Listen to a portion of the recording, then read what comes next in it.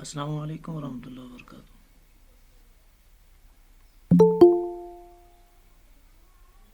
السلام علیکم۔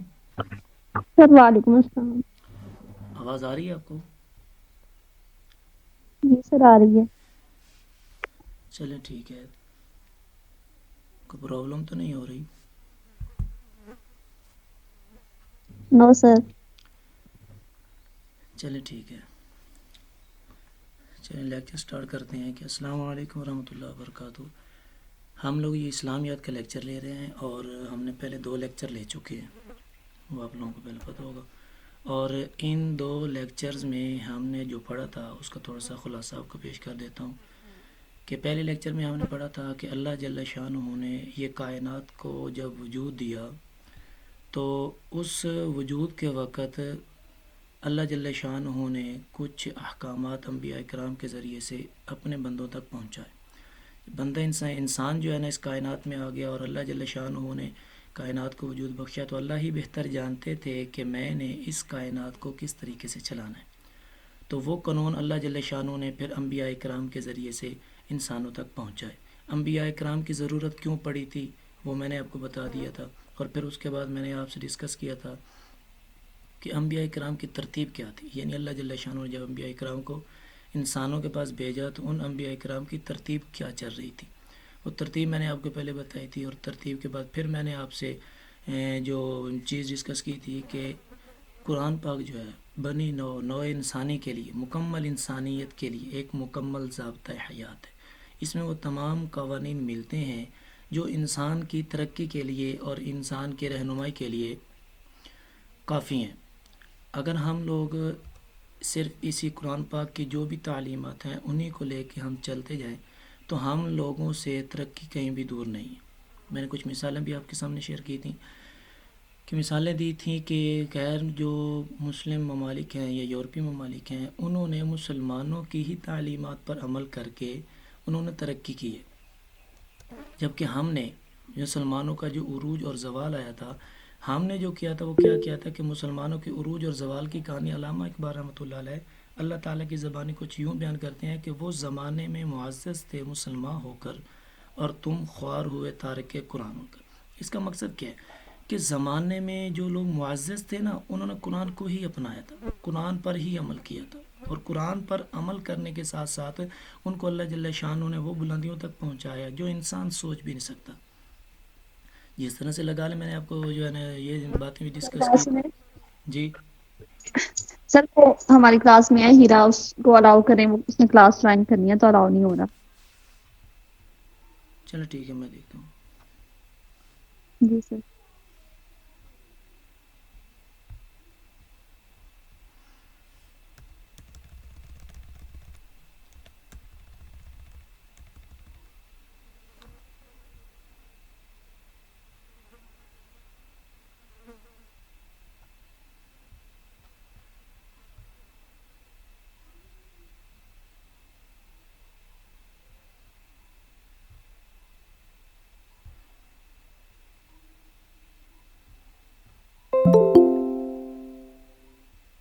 ہو گیا اب؟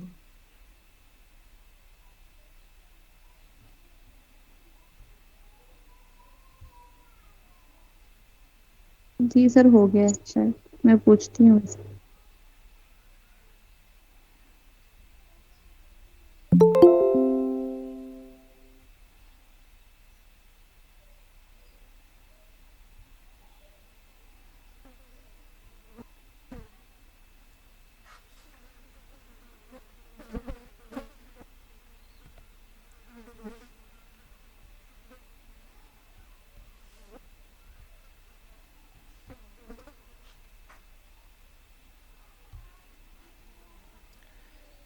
جی تو میں یہ کہہ رہا تھا، ہلو آواز آ رہی ہے؟ جی سر آ رہی ہے۔ تو مسلمانوں کا جو عروج تھا وہ مسلمان جنہوں نے قرآن کو مضبوطی سے اپنایا ہوا تھا، اور قرآن جو ہے انہوں نے اس طرح سے پکڑا ہوا تھا کہ صرف اسی کو ہی راہ نجات سمجھ کے یہی سیدھا راستہ دکھائے گا ہمیں، یہی ایک نجات کا ذریعہ ہے. اس کو انہوں نے بڑی جو ہے نا مضبوطی سے پکڑا تھا اور چل رہے تھے. تو پھر دیکھے کیسے 313 صحابہ کرام اور 1000 کے لشکر کے ساتھ جو ہے نا جنگ کر رہے ہیں اور مسلمانوں کو پھر وہاں پہ فتح ہو رہی ہے. پھر 3000 ہیں اور 2 لاکھ کے مقابلے میں جنگ موتا میں ان میں مسلمانوں کو فتح ہو رہی ہے. یہ تمام صورتحال کیوں تھی؟ اس لیے کہ مسلمان نے اس قرآن کو مضبوطی سے پکڑا ہوا تھا.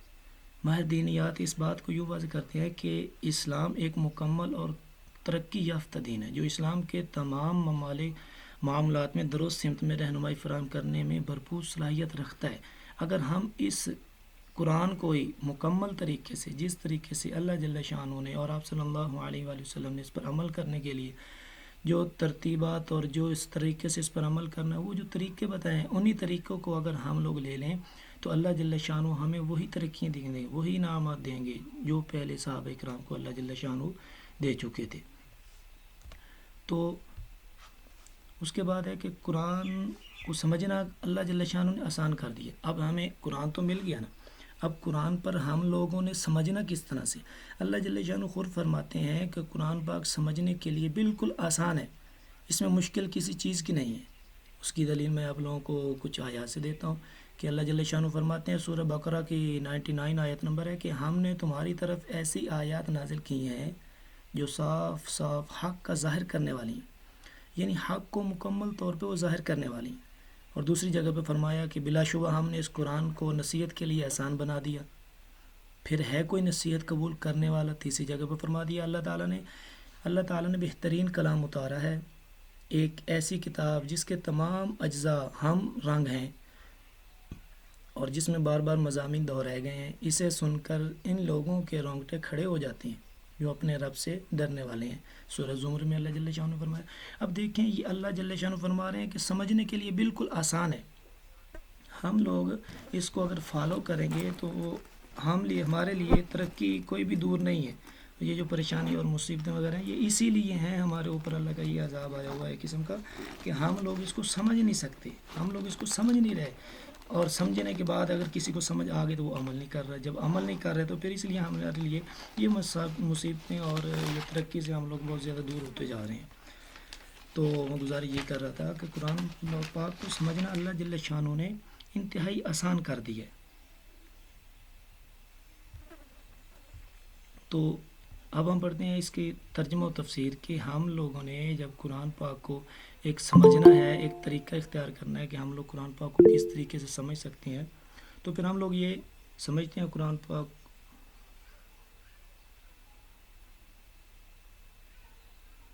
ہلو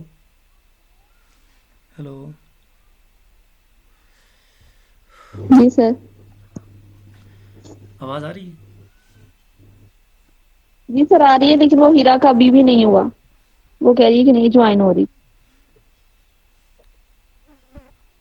الاؤ نہیں ہو رہا. چلو دیکھتے ہیں.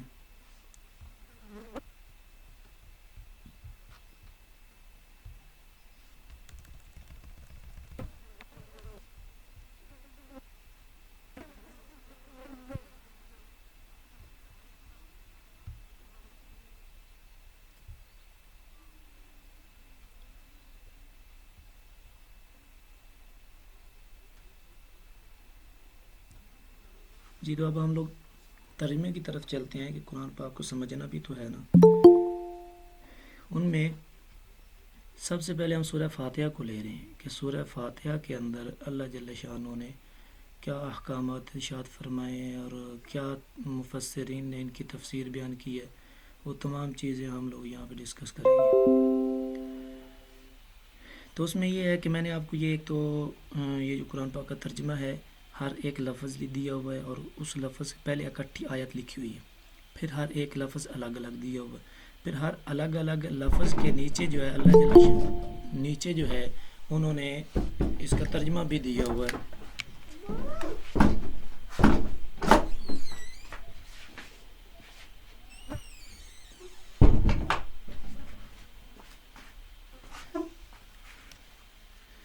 تو نیچے ہر آیت کے نیچے ترجمہ بھی دیا ہوا ہے. تو یہ میں نے اس کی یہ بک جو ہے نا یہ قرآن پاک کا ترجمہ میں نے سینڈ کر دیا. اب سب لوگ وہاں سے اس کو ایکسیپٹ کر لیں اور وہاں سے اس کو دیکھیں تاکہ آپ لوگوں کو کوئی چیز سمجھ نہ آئے، کوئی لفظ سمجھ نہ آئے تو پھر آپ اس سے دیکھ سکتے ہیں ایک ایک لفظ کا جب ترجمہ آئے گا نا تو پوری آیت میں ایک دو لفظ ایسے ہوتے ہیں اگر ان کا ترجمہ آ جائے تو پوری آیت کا ترجمہ خلاصہ مفہوم سمجھ میں آ جاتا ہے. تو اس لیے میں نے یہ آپ کے لیے ترجمہ سلیکٹ کیا ہے کہ اس میں ہر ایک لفظ کے نیچے نیچے الگ الگ معنی لکھے ہوئے ہیں. تو اس میں ہے بسم اللہ الرحمن الرحیم، اللہ کے نام سے جو بہت مہربان رحم کرنے والا ہے. سورہ فاتحہ شروع ہوتی ہے الحمدللہ رب العالمین الرحمن الرحیم مالک یوم الدین ایاک نعبد و ایاک نستعین. فی الحال ہم لوگ اسی کو ڈسکس کرتے ہیں کہ اس میں جو شروع میں ہے الف لام، الحمد میں جو شروع میں الف لام ہے یہ الف لام استغراق کا ہے. استغراق کا مطلب یہ ہوتا ہے کہ غرق ہوتا ہے گہرائی، اس ہوتا ہے طلب کرنا، یعنی گہرائی کو طلب کرنا. اب گہرائی کو طلب کرنا الف لام بتا رہا ہے. اب آگے دیکھتے ہیں کہ کس چیز کی گہرائی کو طلب کر رہا ہے. حمد یعنی تعریف کو، تعریف کی گہرائی کو طلب کر رہا ہے، یعنی تمام تعریفیں، تعریف کی جہاں گہرائی ہوتی ہے سب سے لاسٹ سے جو ہے تعریف کی، یہ الف لام اس پہ جو ہے نا اشارہ کر رہا ہے کہ تمام تعریفیں للہ، لام کا معنی کے لیے، اللہ کا معنی اللہ، یعنی اللہ کے لیے تمام کی تمام تعریفیں اللہ کے لیے ہیں. رب کہتے ہیں جو پروردگار ہو، حقیقی مالک اور خالق ہو، اس کو رب کہتے ہیں جو پرورش کرنے والا ہو. العالمین اللہ جل شانہ نے جمع فرمایا ہے. عالمین جمع اس لیے فرمایا کہ صرف ہمارا ایک یہی جس میں ہم لوگ رہ رہے ہیں صرف یہی ایک زمانہ نہیں ہے، صرف ایک یہی عالم نہیں ہے، عالم بہت سارے ہیں. تو سب عالمین کی طرف سے اللہ جل شانہ نے اشارہ کر کے فرمایا کہ تمام تعریفیں اس اللہ کے لیے ہیں جو تمام جہانوں کو پالنے والا ہے، تمام جہانوں کا پروردگار ہے، تمام جہانوں کا مالک ہے. آگے چلتے ہیں. الرحمن الرحیم، رحمان کا معنی ہوتا ہے بہت مہربان، اور رحیم کا معنی بھی ہوتا ہے رحم کرنے والا. اب دونوں کا ہم معنی ہے، یعنی ایک ہی لفظ ہے، رحمہ سے مشتق ہے. عربی میں لفظ ہوتے ہیں تین اصل، فا، عین اور لام. یہ تین لفظ کی جگہ پہ جو لفظ آتے ہیں عربی الفاظ کے تو ان کو حروف اصلی کہتے ہیں. تو اس میں الرحمن الرحیم میں تین حروف اصلی جو ہیں وہ را، ہا اور میم، یہ تین لفظ ہیں. اس کا معنی ایک ہی بنتا ہے کہ مہربان رحم کرنے والا. تو الرحمن الرحیم دو جگہ فرمایا. کیوں؟ اس لیے کہ مفسرین اکرام فرماتے ہیں کہ الرحمن کا مطلب یہ ہے کہ یہ ایک جامع چیز ہے، یعنی دنیا میں بھی اللہ رحم کرنے والے ہیں اور آخرت میں بھی رحم کرنے والے ہیں. اور بعض مفسرین کہتے ہیں کہ الرحمن کا مطلب یہ ہے کہ اللہ جل شانہ فرماتے ہیں صرف انسان نہیں، غیر انسان جتنی بھی مخلوقات ہیں تمام پر رحم کرنے والی وہی ذات ہے. الرحیم جو ہے اس کا مطلب ہے آخرت میں رحم کرنے والی ذات، یعنی اس میں جو رحم ہے وہ کچھ مخصوص ہو جاتا ہے، اور یہ رحم خاص مسلمانوں کے لیے. رحمان کا جو رحم ہے مفسرین فرماتے ہیں وہ تمام جانوں کے لیے، مسلمان غیر مسلم سب کے لیے. لیکن رحیم میں جو رحم اللہ جل شانہ نے اشارہ فرمایا، مہربانی فرما رہے ہیں، تو وہ صرف اور مسلمان اور مومنین کے لیے فرما رہے ہیں. آگے چلتے ہیں. مالک یوم الدین، کہ جو بدلے کا دن کا مالک ہے. اب دیکھیں یہاں پہ جو چیز ہمیں سمجھنے والی ہے کہ مالک یوم الدین، بدلے کے دن کا مالک. مالک کہتے ہیں یعنی کہ ایک مالک کو، بادشاہ کو. تو یہاں پہ اللہ جل شانہ نے یوم دن الدین بدلا، یعنی بدلے کے دن کا مالک. اب بدلے کے دن کا جو اللہ جل شانہ نے مالک فرمایا، یہاں قاضی یوم الدین کیوں نہیں فرمایا؟ کہہ سکتے تھے نا، کیونکہ اللہ جل شانہ قاضی بھی بن سکتے تھے اور قاضی یوم الدین بھی کہہ سکتے تھے، لیکن اللہ جل شانہ نے قاضی یوم الدین نہیں کہا بلکہ مالک کا. مالک کیوں؟ اس لیے کہ اس میں کوئی تین چار چیزیں سمجھنے والی ہیں کہ جو قاضی ہوتا ہے وہ قانون کا پابند ہوتا ہے. وہ جو بھی فیصلہ کرے گا اس کے پاس قانون ہوگا، وہ قانون کے مطابق، یعنی گواہیاں وہ لے گا، شہادتیں لے گا، وہ گواہ پیش ہوں گے. گواہ پیش ہونے کے بعد وہ گواہوں کو مد نظر رکھتے ہوئے ہی وہ فیصلہ کرتا ہے. وہ ایک قسم کا مجبور ہوتا ہے، قانون کا پابند ہوتا ہے. اور قانون سر کا بات سنیں، جی سر لیکچر کی ریکارڈنگ کر لیں. چل نہیں رہی، ریکارڈنگ ہو نہیں رہی. یہ دیکھیں نا، یہ سائڈ پہ ہو نہیں رہی، دیکھیں. جی تو میں یہ کہہ رہا تھا کہ مالک کا معنی ہوتا ہے کہ بادشاہ، یعنی کہ مالک کا قاضی نہیں کہا اس لیے کہ جو قاضی ہوتا ہے جب وہ فیصلہ کرنا ہوتا ہے اس نے، تو وہ فیصلے کے لیے قانون کا پابند ہوتا ہے. لیکن اللہ جل شانہ فرماتے ہیں کہ میں قانون کا پابند نہیں ہوں. مثال کے طور پہ کہ ایک فیکٹری ہو، اس میں اگر چوری ہو جاتی ہے تو منشی بڑی کوشش کر کے دوڑ بھاگ کر کے اس چور کو پکڑتا ہے، اور وہ جو چیز چرا کے جاتا ہے وہ بھی برآمد ہو جاتی ہے۔ جب یہ دونوں چیزیں برآمد ہو جاتی ہیں تو اب اس فیصلے کی دو صورتیں ہیں۔ ایک صورت یہ ہے کہ وہ قاضی کے پاس لے کے جائے گا، یہ مسائل اپنے جج کے پاس جائے گا اور جج کو جا کر کہے گا کہ اس طرح سے اس نے چوری کی ہے اور یہ گواہ پیش کی ہے میں نے، تو اب جج جو ہے یہ فیصلہ اسی پہ ہی مجبور ہو جائے گا۔ جب گواہی شہادتیں قانون پورا ہوگا تو پھر مجبور ہوگا اس نے فیصلہ کرنا ہے کہ اس چور کو سزا دی جائے۔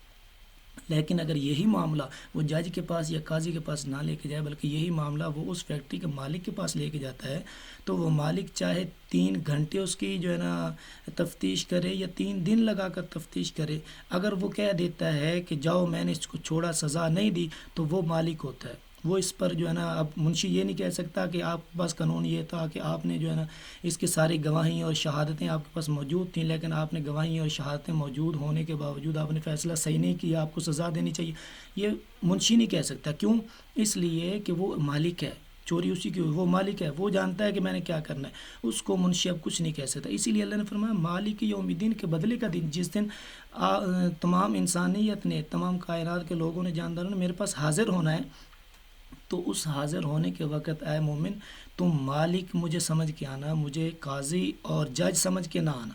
وہاں میں کسی قانون کا پابند نہیں ہوں گا، وہاں میں کسی قانون کی پابندی نہیں کروں گا، بلکہ جس کو چاہوں گا معاف کروں گا، جس کو چاہوں گا سزا دوں گا، وہ میرے اوپر ہے۔ اس لیے اللہ نے مالک یوم الدین فرمایا۔ دوسری چیز اللہ نے مالک یوم الدین جو فرمایا، اس میں دوسری چیز دیکھیں کہ اللہ جل شانہ نے یہاں اس لیے مالک کہا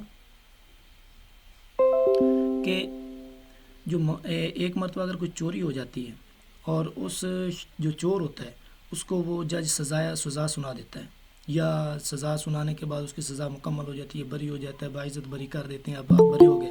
جب وہ بری ہو جاتا ہے تو بری ہونے کے بعد اس کو جب دوبارہ اس علاقے میں چوری ہو، چاہے وہ جتنا بڑا مرضی اولیاء کرام میں سے شامل ہو جائے، جتنا مرضی اولیاء کرام بن جائے، جتنا مرضی پرہیزگار متقی بن جائے، لیکن اگر اس علاقے میں پھر چوری ہوتی ہے تو سب سے پہلے وہاں کا جو انچارج ہوگا سٹی تھانے کا، وہ سب سے پہلے اسی کو ہی اٹھائے گا، کیونکہ اس کا ریکارڈ موجود ہوتا ہے، اسی کو اٹھائے گا۔ کیوں؟ اس لیے کہ اس کا ریکارڈ موجود ہے۔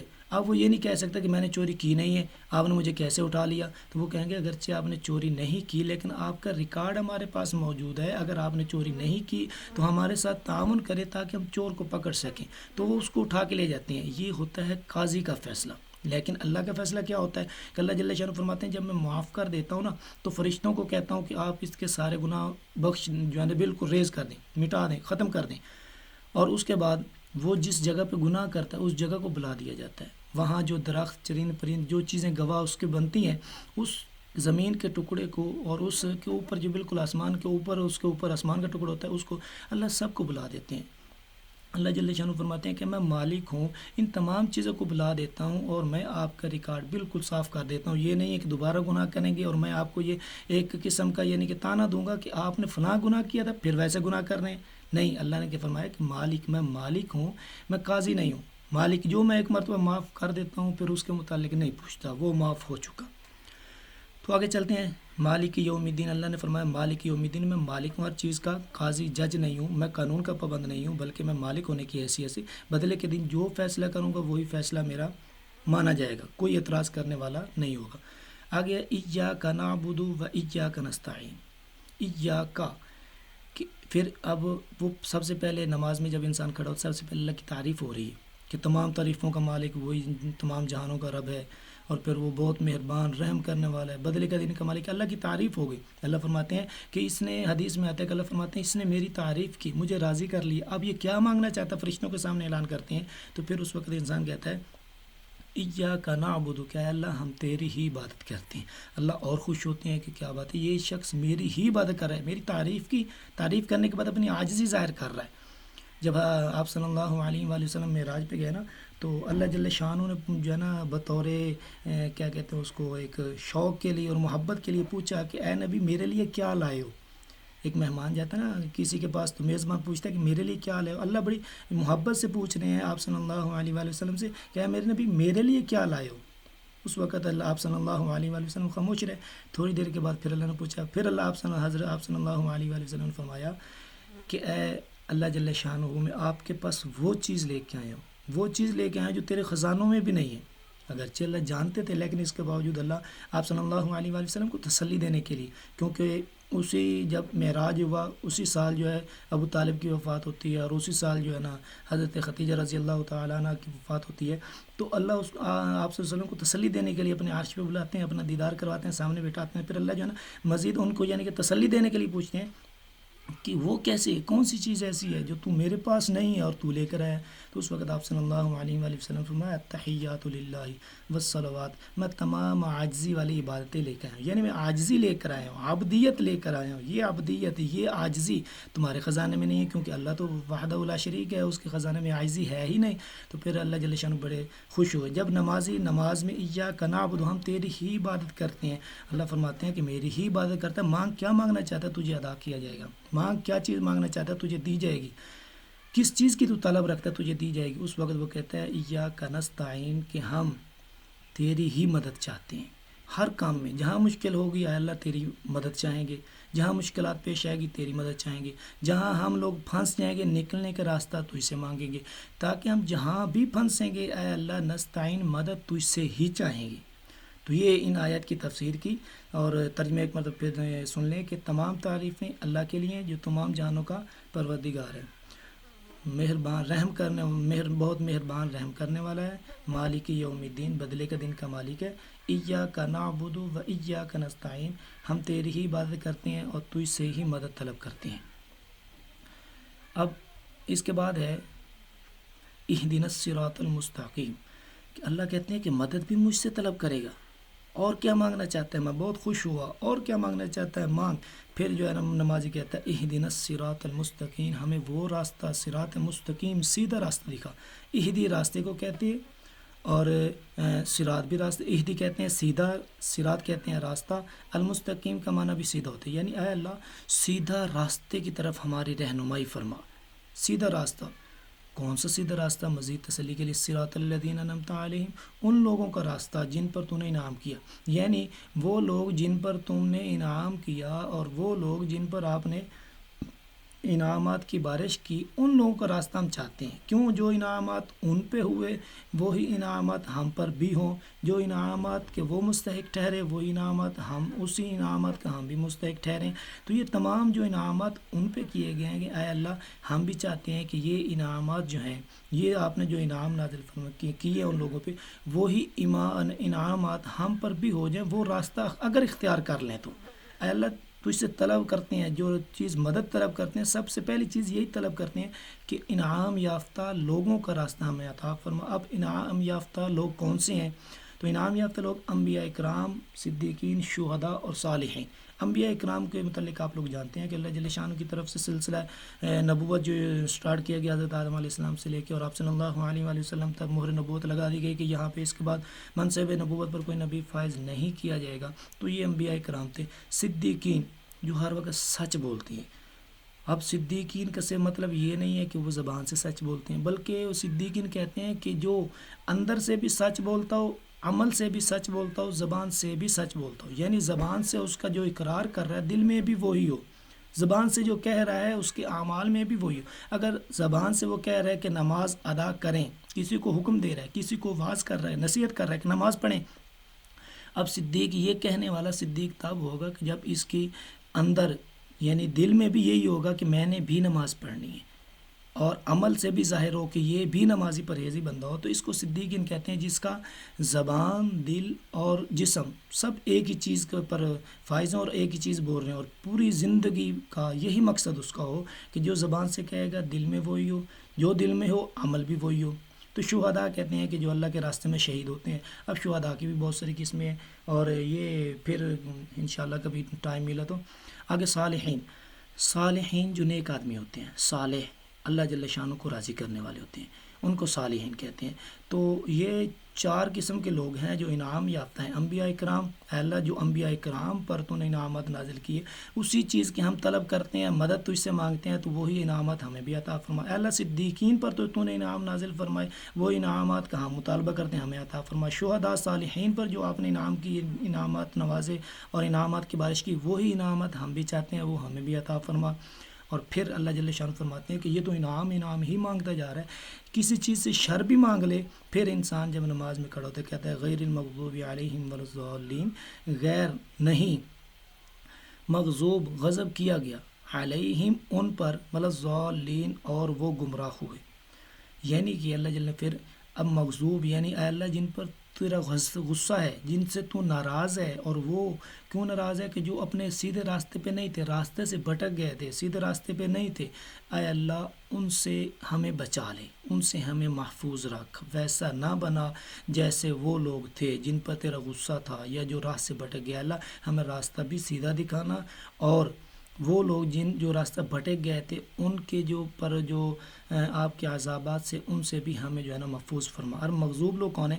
یہود و نصارہ، یہود کہتے ہیں یہود و نصارہ، کیونکہ یہود و نصارہ اس لیے یہاں پہ کہا گیا ہے، مفسرین نے اس لیے کہا ہے کہ مسلمان اس کو کہتے ہیں یا انعام یافتہ وہ لوگ ہوتے ہیں وہ وقت کی نبی کی بات مانیں۔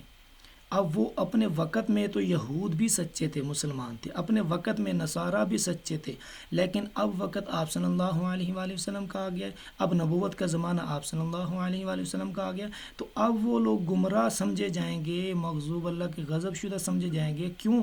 اس لیے کہ موجودہ نبی کی انہوں نے بات نہیں مانی، موجودہ نبی کی بات کو تسلیم نہیں کیا، موجودہ نبی کی بات پر یقین نہیں کیا، اس وجہ سے وہ یہود و نصارہ یعنی ان پر غضب کیا گیا۔ اور دوسرے لوگ یہ تو تھے جو دین سے منحرف ہوئے، منافقین، وہ لوگ جنہوں نے دین کو اپنایا تو صحیح، لیکن اس لیے کہ دین کو تکلیف پہنچائی جائے۔ علماء اکرام فرماتے ہیں کہ یہود و نصارہ اسلام کے لیے اتنا زیادہ اور اتنا فائدہ نقصان دہ نہیں ہوتے جتنا منافقین ہوتے ہیں، اس لیے کہ اندر کا چھپا ہوا جو دشمن ہوتا ہے اس کو سنبھالنا اور اس پر نظر رکھنا یہ بہت مشکل ہوتا ہے۔ تو یہی منافقین کے بارے میں فرمایا کہ یہ بھی انہی لوگوں میں سے ہیں جن پر اللہ کا غضب ہوا۔ تو آج ہم لوگ صرف یہی پڑھتے ہیں کہ سورہ فاتحہ کا ترجمہ ہو گیا اور اس کی کچھ مختصر سی شارٹ تفسیر ہوگی۔ اس میں علماء کرام بہت بڑی بڑی تفسیریں کرتے ہیں، اگر آپ لوگ اس پہ بکس سرچ کریں گے تو بڑی بکس مل جائیں گی ایک ایک آیت پہ، اور بہت بڑی بڑی بک ملیں گی، لیکن میں آپ کو شارٹ اس لیے کروا رہا ہوں تاکہ ہم لوگ جتنا زیادہ ہو سکے قرآن پاک کے اشارے تو سمجھ جائیں کہ قرآن کہنا کیا چاہتا ہے۔ تو آج کا لیکچر یہاں تک ہوا، تو آپ میں سے کوئی اسٹوڈنٹ ایسا ہو جو کویسچن کرنا چاہے؟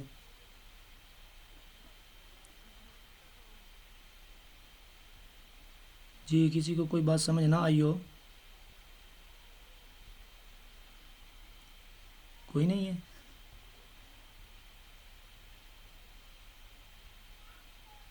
اور اس مرتبہ سر اسائنمنٹ کی جی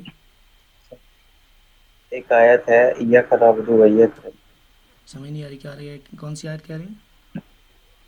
ایاک نعبد و ایاک نستعین، جی جی اس کا جو ترجمہ ہے، ہم تیری عبادت کرتے ہیں اور تجھ سے مدد کرتے ہیں۔ جی جی تو جو اکثر لوگ کہتے ہیں کہ مطلب یا علی مدد، اس کا کیا ہے؟ یہ تو بالکل غلط ہے نا۔ دیکھیے، یہ جو بات ہوتی ہے نا مدد طلب کرنے والی، یا علی مدد، اس کا مطلب اگر وہ یہ لیتے ہیں کہ یا اللہ تو علی کے واسطے سے ہماری مدد کر، اگر یہ مطلب لیتے ہیں تو پھر ٹھیک ہے، اس میں کسی قسم کا کوئی ایشو نہیں ہے۔ اور اب آپ کے اندر کی بات تو اللہ ہی جانتا ہے، اگر بعین ہی یہی کہیں کہ اے علی آپ ہماری مدد کریں، تو یہ اس میں علماء اکرام کا جو ہے نا اختلاف ہے، اکثر علماء اکرام کی رائے یہی ہے کہ یہ جملہ ٹھیک نہیں ہے۔ لیکن اگر اس کے دل میں یہ ہے کہ اللہ جل شانہ آپ ہماری مدد کریں حضرت علی رضی اللہ تعالیٰ عنہ کے واسطے سے یا ان کے صدقے سے، تو اے اللہ یہ بھی ایک جملہ ٹھیک ہے۔ عام طور پہ یہ درباروں وغیرہ پہ یہ جاتے ہیں نا، تو وہاں جا کر ہم لوگ یہ دعا نہیں مانگتے نا کہ اے ہمارے بزرگ ہماری یہ حاجت پوری کرے، بلکہ ہم وہاں جا کر یہ کہتے ہیں کہ اے اللہ اپنے اس بزرگ کے صدقے سے ہماری یہ حاجت پوری فرما دے۔ تو یہ جملہ ٹھیک ہے کہ اے اللہ عطا تو نے ہی کرنا ہے، لیکن صدقہ ہم یہ دے رہے ہیں انہی کو دیکھ کے ہماری یہ حاجت پوری کر دیں، ہم تو اس قدر نہیں ہے، ہم اس قابل نہیں ہیں کہ اللہ آپ جو ہے نا مجھے یہ چیزیں عطا کریں، لیکن انہی بزرگوں کے واسطے سے ہی ہمیں یہ چیز عطا فرما دے۔ تو اس جملے میں کسی قسم کا کوئی ایشو نہیں ہے۔ اور کوئی اور کوئی نہیں ہے؟ چلیں ٹھیک ہے، اسائنمنٹ کون کرے گا؟ چلیں آپ لوگ ایک منٹ میں،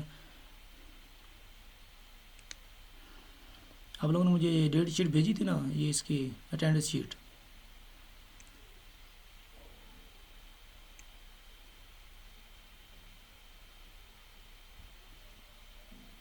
تو یہ جو ہے سی آر آپ ہی کر لیں یہ پہلی اسائنمنٹ، کیا خیال ہے؟ ٹھیک ہے سر. اور یہ اسائنمنٹ آپ کریں گے سورہ فاتحہ کے مضامین، ٹھیک ہے؟ ٹھیک ہے سر. ہاں، اگر اس میں جی. کسی قسم کا ایشو آ رہا ہو یا آپ کو کس ترتیب سے کرنی ہے، اس طرح سے کرنی ہے، اس طرح سے کرنی ہے، کوئی طریقہ نہ آ رہا ہو یا ترتیب اس کی کیا ہوتی ہے، کوئی بھی کسی قسم کا ایشو ہو تو آپ مجھ سے رابطہ کر لیں اور آپ کو انشاءاللہ سب کچھ بتا دیا جائے جی گا. سر اوکے، ٹھیک ہے. ٹھیک ہے. چلیں ٹھیک ہے، اوکے، السلام علیکم.